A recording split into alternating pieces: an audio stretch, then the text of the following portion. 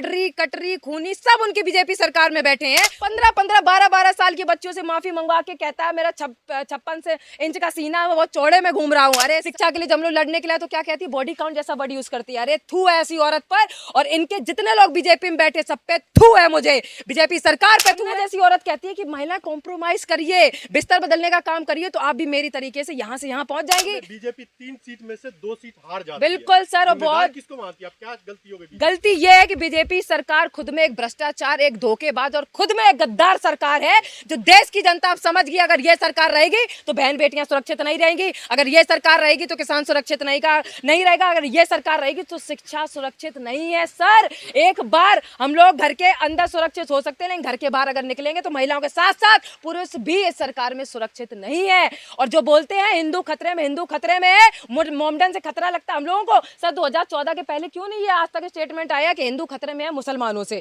और बीजेपी की सरकार में अगर हिंदू खतरे में था तो 12 साल से ऐसी सरकार, निकम्मी सरकार है, जो हिंदू को उस खतरे से नहीं निकल पाई है। इसीलिए लोग समझ गए हैं कि बीजेपी गद्दार और धोखेबाज सरकार है। अगर इसको नहीं गिराया गया तो बहन बेटियां सुरक्षित नहीं होंगी, किसान सुरक्षित नहीं होगा, शिक्षा सुरक्षित नहीं होगी। बिहार में एक नई पार्टी आती है और बीजेपी का जी जो ऐतिहासिक सीट रहा है उसको जीत जाए। बिल्कुल 30-35 साल पे जो बिहार पे जो बीजेपी के लोग बैठे थे, वो उन्होंने सीट से गिराने का काम किया। बिहार के लोगों ने जिस तरीके से बिहार में शिक्षा को बचाने के लिए बच्चों के ऊपर AK-47 चलवाई गई है, वो बच्चा कभी दिन नहीं भूलेगा। आजीवन वो हिस्ट्री में नाम लिखा जाएगा कि जुलाई के महीने में बच्चों के ऊपर लाठीचार्ज से लेकर AK-47 चलवाया गया है। माता पिता से लेकर बुजुर्ग से लेकर और जो नई जनरेशन के बच्चे हैं समझ गए हैं, अगर बीजेपी सरकार रहेगी तो हम लोग अनपढ़ रहेंगे इन्हीं के तरीके। ये स्कूल के पास शराब की दुकान खुलवा सकते हैं, लेकिन शिक्षा के अगर बोल दिया जाए सर हमारा बजट 10,000 का, प्लीज 5,000 में शिक्षा दे दीजिए बच्चों को, तो उसमें ये लोग नीचे नहीं हटेंगे। अगर पूछते हैं महिलाओं के लिए सुरक्षा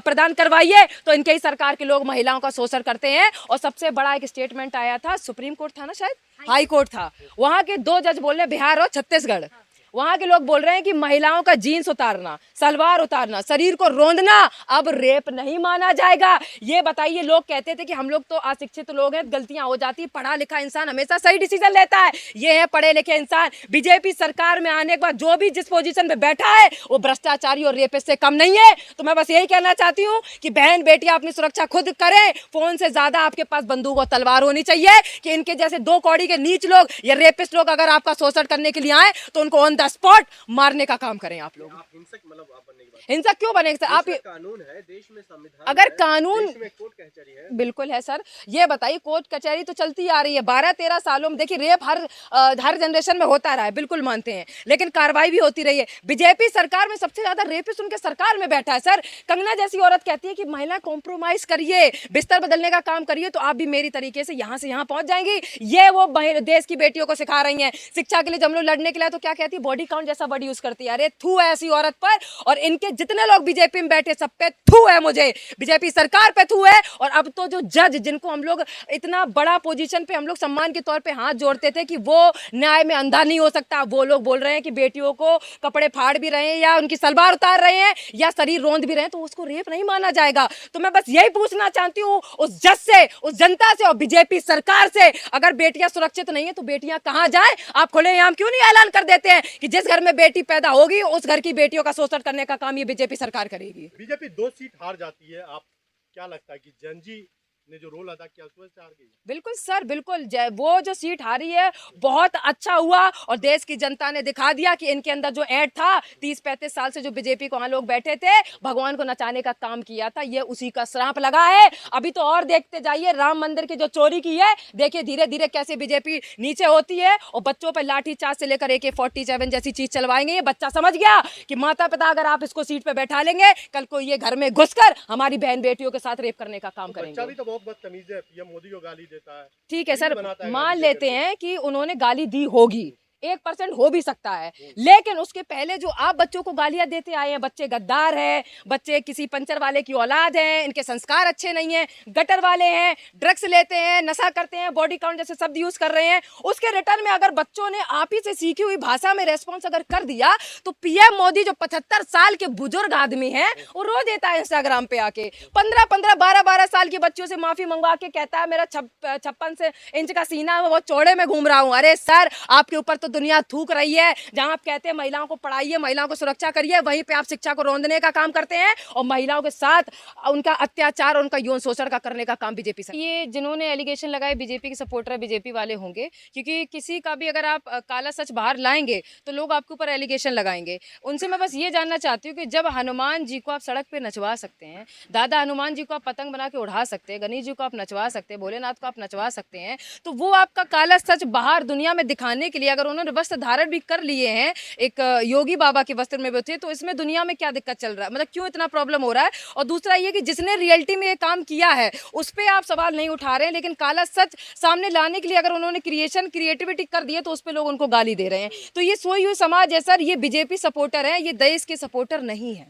आप ये देश के सपोर्टर नहीं है, ये जी। जो है, लेकिन फिर भी वो कह रहे हैं जो भाई देश का जो है अपमान हुआ है, देश जी। के साधु संतों का अपमान हुआ है, हिंदुओं का अपमान हुआ है, बिल्कुल। उनके एक नाटक को लेकर। वही तो बात है कि उन्होंने एक नाटक कर दिया, इसीलिए उनको लग रहा अपमान हो गया है। लेकिन रियलिटी में जो बीजेपी की सरकार लोगों ने जो चंदा चोरी किया है, भगवान को जिनको हम लोग सिर झुका के नमन करते हैं उनको सड़क पे नचवाया है सर, इससे गिरी हुई बात और क्या होगी। मैं वही जनता से मैं पूछना चाहती हूँ कि अगर आपके इमोशंस को हर्ट किया एक नाटक ने, तो जो रियलिटी में जिसने किया था उनके जब चंदा चोरी पे आप लोग चुप्पी कैसे साध सकते हैं। आप आइए बीजेपी को भी ऐसे कड़वे कड़वे शब्द बोलिए ताकि उनको लगे कि रियलिटी में उन्होंने चंदा चोरी करके भगवान का सबसे बड़ा अपमान किया है। हिंदू समर्थक है वो कह रहे पप्पू यादव की संसद सदस्यता रद्द होनी चाहिए। ऐसे लोग जो हिंदुओं की भावना को ध्यान में नहीं रखते उसको संसद में बैठने की कोई हक नहीं। ठीक है सर, मान लेते हैं कि उनको हटा देना चाहिए, लेकिन उनके पहले बीजेपी के जो लोग बैठे हैं, जो रेपिस्ट हैं, जो औरतें जो महिलाओं को गाली देती हैं, जो खुद उनका ऐसा इमेज है धंधे वाली से कम नहीं है, कंगना राणावत, ठीक है, उनके अलावा मडरी कटरी खूनी सब उनकी बीजेपी सरकार में बैठे हैं,